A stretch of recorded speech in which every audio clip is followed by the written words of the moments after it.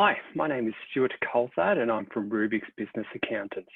This presentation is on end of financial year strategies to maximise business tax returns. But first, I'll just run through a little bit about Rubiix and myself. I've been a partner of Rubiix for 10 years and Rubiix has been around for 10 years, which is fantastic for a small business. I've got over 20 years experience in revising tax and business advice to business clients. I'm a chartered accountant, a member of the Tax Institute. I've got a diploma in advanced financial planning. And in the 2019 year, I was actually nominated for Partner in the Year in the boutique accounting space. The type of clients that Rubiix work with are passionate, positive, and enthusiastic business owners, clients who want to succeed. They actually drive us forward. They help us, or they inspire us to do what we do.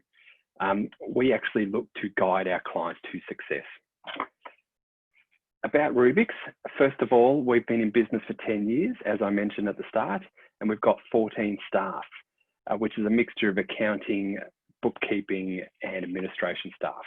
The types of advice that we provide in the accounting space is tax, business advisory, and asset protection.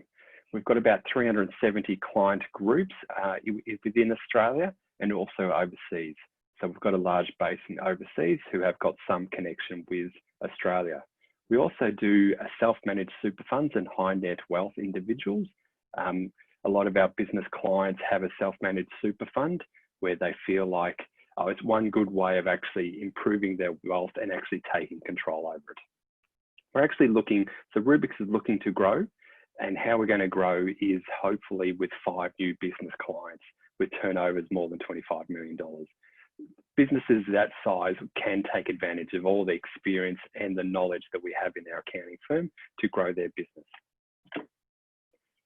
The types of clients at Rubiix fit in this graph and their business life cycle, either startup, rapid growth, maturity or decline, or rebirth and death.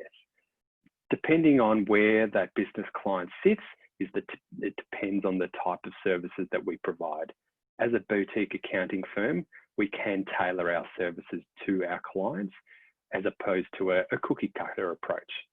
The types of industries we typically look after are the medical professional space, building and construction, manufacturing, and franchise. The types of advisory work that we can provide for those clients to actually get them from one step to the next is assistance in cash flow improvements, business valuations, and improvement in profit. Obviously, this time of year or this time of this year, we're actually providing a lot of COVID business packages or government initiatives advice, be it JobKeeper, business grants, and cash flow boosts. The last couple of years, we've actually helped people sell their business and pay less tax, and also analysing purchasing of businesses, whether they should actually go into them. Now, when I talk about my business, I talk to clients about what they're actually going to get from an advisor like myself. They're going to get an advisor who wants to relate with them, who actually goes out of their way to make their client feel comfortable. As I feel like as a business owner, talking about business, money and taxes can be uncomfortable. So it's my job to make those people feel super comfortable to have those questions and have those conversations to make their business grow. It can wear them down, not feeling comfortable and also not knowing what their business is doing. So if I can make them feel comfortable in communicating with me, I can actually help them grow. That is why Rubiix set up the Rubiix Care Factor, because we do a little bit different. Now, getting on to the point of this presentation, the end of financial year strategies to help maximising business tax returns. What I usually talk about with my businesses in these types of meetings or these types of discussions is, first of all, saying paying taxes is not a bad thing. It actually means that your business is successful, but no business owner actually wants to pay some tax. So we'll run through a couple of strategies that businesses can take advantage of to lower that tax bill. Before I jump into it, or before I have these conversations with clients, there's a few things that need to be sort of talked about. The first one being actually getting your business financials up to date. This is where bookkeepers can help and actually take that burden away from clients. So those business financials are up to date, so you can make better business financial decisions. We can't provide much tax planning advice if we don't know what your business position is for this financial year. So what we usually get is a profit and loss and a balance sheet for the business for this financial year as at today. And then actually we can forecast what that expected profit will be. And then we can actually determine what that potential tax bill. Once we've done that, our clients can actually budget for that tax bill rather than having a surprise when it comes about. But the last thing we want is to give you a bill of tax payable tomorrow if you didn't know about it. So again, having the discussions now, this financial year in June, can actually mean that you've got no tax surprises. Another concept that I talk about fairly heavily with my clients is don't go chasing tax deductions. What that actually means is, first of all, if you're spending 50 grand on a new piece of equipment, what's that going to do? You're going to get a tax deduction, but what's that actually going to do to your cash flow of your business? Will that cripple the business? So it's a bit of a juggling act. Listed on the screen here are the few concepts that I usually talk with all about my client, or all with my clients when talking about minimizing tax bills. The first one is delaying income. What that actually means is, can you delay an invoice till next financial year, be it July, and actually worry about the tax then? The downside there is, if you're pushing income next year, it actually means you're pushing the payment of that income to the next year. What's that going to do to your business? Also, you've got to consider the JobKeeper implications. Are you pushing more income into a separate month? Will that impact on your JobKeeper eligibility? The next thing is prepaying expenses. As I mentioned earlier, you've got to have a consideration about tax cash flow. Will that impact your cash flow too much? But you can prepay interest, insurance, marketing materials, and other things, but it's got to relate to your business. You can't go buying things that don't relate to your business because you won't be able to tax deduct it. Undertake stock take now. Look at your stock take. Are there obsolete stock that can be written off? Again, that is a tax deduction. Review your debtors. Is there debtors on there that can be written off as a bad debt? Obviously, if you're reducing that, you get a tax deduction for it. And the second last point is a conversation that I'm having with a lot of my clients. If you purchase an asset, a piece of equipment, whatever it is for your business now, you can write it off if it's less than $150,000. The point I've got there is in relation to cars. That doesn't relate to that car. So $150,000 rule doesn't relate to your car. The car limit is at 57 odd thousand.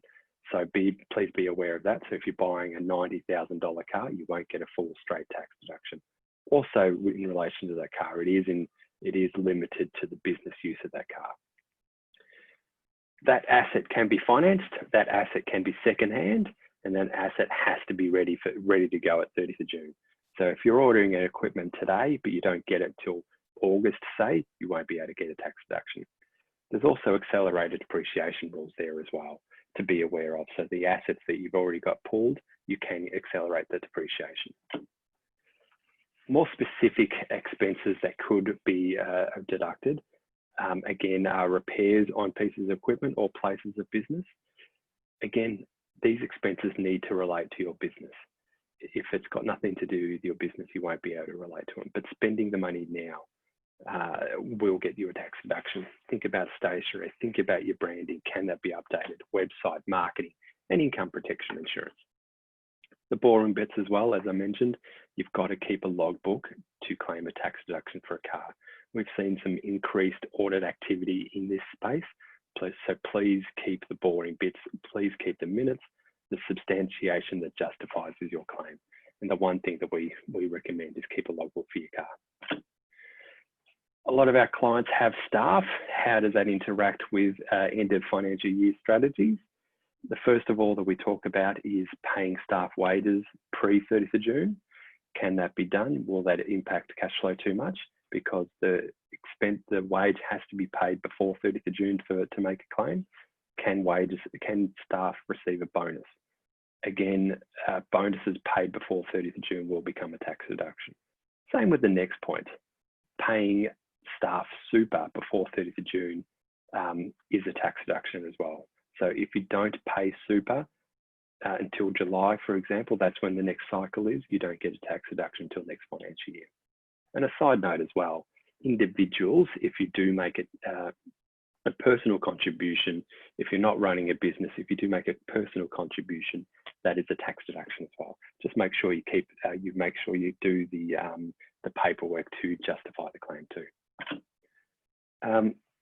Here are for a little bit more sophisticated strategies that I talk about with my clients that are they're a little bit bigger. They can do these sort of things. The first one up there is if you're operating in a trust, your business is a trust, or you've got investments in a trust, whether you should consider setting up a corporate beneficiary. What that strategy is, you've got the trust, that trust distributes profit down to the corporate beneficiary, and that corporate beneficiary, being a company, pays company tax as opposed to the marginal personal tax rates. Timing of payments of dividends. So again, a lot of our clients operate out of a company, working out when dividends should be paid. If they're paying dividends this side of the financial year, it will fall into the shareholders' tax returns this financial year, whether that should be delayed. Structuring debt correctly. Again, a lot of our clients have got debt all over the place, whether that's structured correctly. A home loan, a personal home loan, isn't tax deductible, the interest on that, as opposed to a business a loan. That is tax deductible if it's relating to a business item. If those things are all mixed up, those private and business loans, if they're mixed up, it comes a little bit clouded to justify the interest expense and whether it can be tax deductible. So please structure your debt accordingly. Managing private company loans. Again, a lot of our clients operate out of a company. Drawing money out of those companies or borrowing money out of those companies, the proper management needs to occur, and that proper management needs to occur before 30th of June. Exactly the same as the next point, trust distribution minutes. When a trust distributes profit, it needs to have the appropriate paperwork to determine where that profit's going. It's called a trust distribution minute. This needs to be in place and signed before 30th of June, or the ATO deem any profit distributions after that date that don't have the paperwork to be taxed at the higher rate. So there's massive tax implications if you don't have the right paperwork. Buy-sell agreements as well. What I mean by that is reviewing your buy-sell agreements.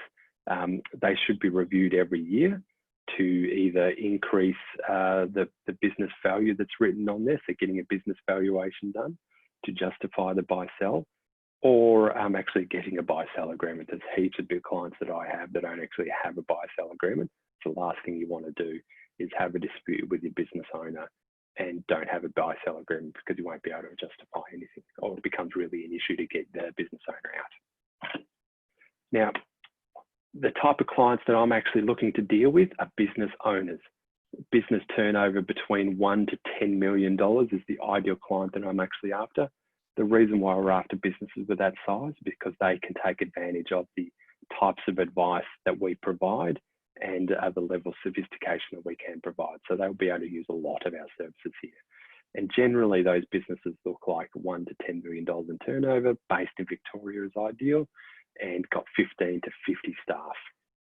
We're having a lot of conversations about the business, the government assistance. So businesses wanting to talk about that sort of stuff and be clear on what they can and can't do. I do have an ebook of this, these strategies in place. So if anyone wants this end of financial year strategies ebook, please contact me and I'm happy to send it out. The reason why a lot of our clients come to us is they feel like they've actually outgrown their account. They've gone to an account when they're in the startup phase and they're getting the same level of service when they've actually grown. They want more, they want better service, or they never hear from their accountant as well. We've got a team of people that are actually sitting there ready to go talking to our clients. So please contact us. And the last slide is here to actually contact us. We're based in this city. We've got great staff. There's my contact details. So please feel free to give me a call and talk about some of the end of financial year strategies that can be applicable for you. Thank you.